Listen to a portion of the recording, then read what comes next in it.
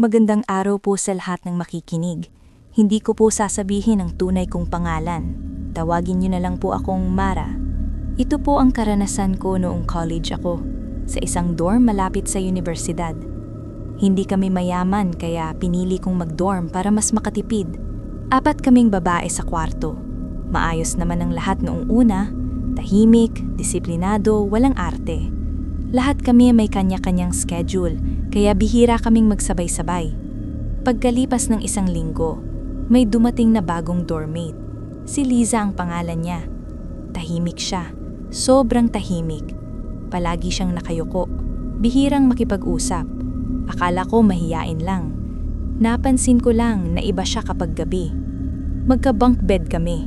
Siya sa taas, ako sa baba. Tuwing madaling araw, nagigising ako na pakiramdam ko may nakatingin sa akin.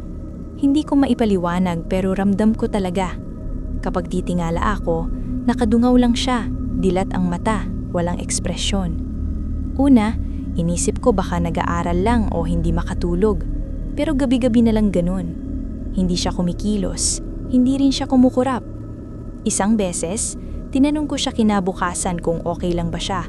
Ngumiki lang siya saglit at tumanggo. Walang paliwanag. Lumipas ang mga araw, napansin ko ring hindi siya sumasabay kumain. Hindi ko rin siya nakikitang naliligo. Pero tuwing gabi, nandyan siya sa taas ng kama ko. Isang gabi, nagigising ako dahil parang may bigat sa dibdib ko. Hindi ako makadulaw, hindi ako makasalita. Pagdilat ko ng mata, nakita ko si Liza. Nasa baba na siya. Nakaupo sa tabi ng kama ko. Malapit ang mukha niya sa akin. Iba na ang itsura niya. Maputla siya. Ang mga mata niya, sobrang lalim. Parang hindi na tao ang nakatingin sa akin. Hindi siya nagsasalita, pero alam kong may gusto siyang sabihin. Ramdam ko ang galit, ang lungkot, at ang gutom. Kinabukasan, hindi na ako pumasok.